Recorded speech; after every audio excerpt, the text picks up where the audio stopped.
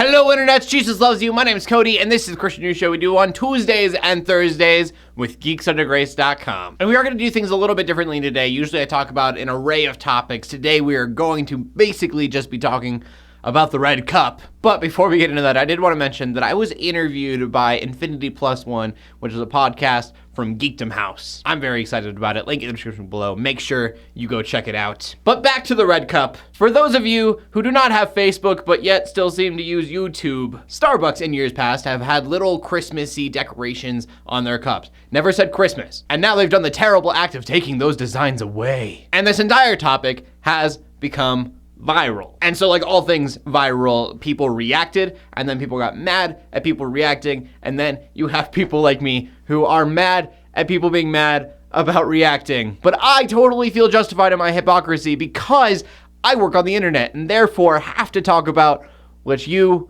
guys care about. So Starbucks makes this blank red cup. And because of this, a man named Josh Fernstein and many others claim that Starbucks is no longer a Christian company, as if it ever was in the first place. And as Christians, we can't support that kind of behavior, so we are going to go into Starbucks, buy a cup of coffee, and then tell them to write Merry Christmas on it. So don't support, buy their coffee.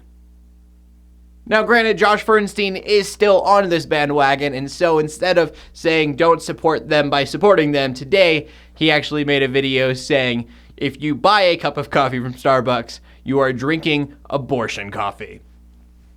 I've been told that telling Christians that they're wrong is considered tearing them down and is unchristian of me, so I'm going to move on. You know, because Jesus and Paul never told religious figureheads when they were at fault. So that was part one. That is all the people freaking out about Starbucks coffee. And so that splits into two different ways. First of all, you have people that are defending the Starbucks cup and people saying bad things about it. And you have the people that say, hey, I'm really tired of hearing about this. Stop putting it in my feed. And then you have people like me who are even tired of seeing people tired of it. But here's the reason why I'm tired of all of this. It's because it doesn't matter. First of all, Starbucks was never a Christian company. You should be glad that they aren't monetizing our beliefs. And before we go on to secondly, I do want to point out that this has all been ranty fun. I'm obviously not this angry about all of this.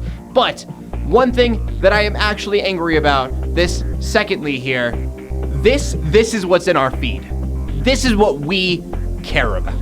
Not children being trafficked into sex slavery, or genocide happening in the Middle East, not world hunger in third world countries, or if you have to have it right here at home, racism. These are just a few of the terrible things that are happening in our world right now. So you would think that that's what we'd fill our social media with.